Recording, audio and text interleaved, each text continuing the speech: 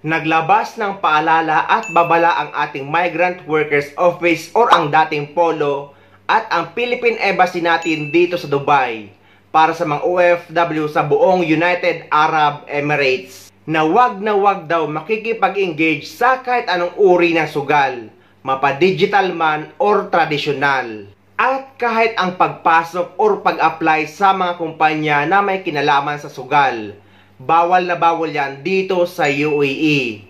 At kung sino man ang mahuhuli na lumabag dito, ay mahaharap sa severe penalties at consequences. Meaning guys, ng severe ay talagang malala at mabigat na kaparusahan.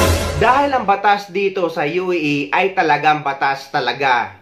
Hindi dito gaya sa Pilipinas. Kaya mag-iingat tayo mga kababayan kong OFW sa buong United Arab Emirates. Babala ito galing sa ating Philippine Embassy at sa POLO Dubai. Ilalagay ko ang nasabing advisory sa description ng video na ito para mabasa nyo mismo. So ayun guys, sana may nakuha kayong idea at sana nakatulong ang video na ito sa inyo. At sa mga hindi pa dyan nakasubscribe sa channel ko, please don't forget to subscribe my YouTube channel and please click the notification bell para lagi kayo updated sa mga upcoming videos na gagawin ko tungkol sa mga updates sa ating mga OFW. Mula dito sa Dubai, maraming salamat.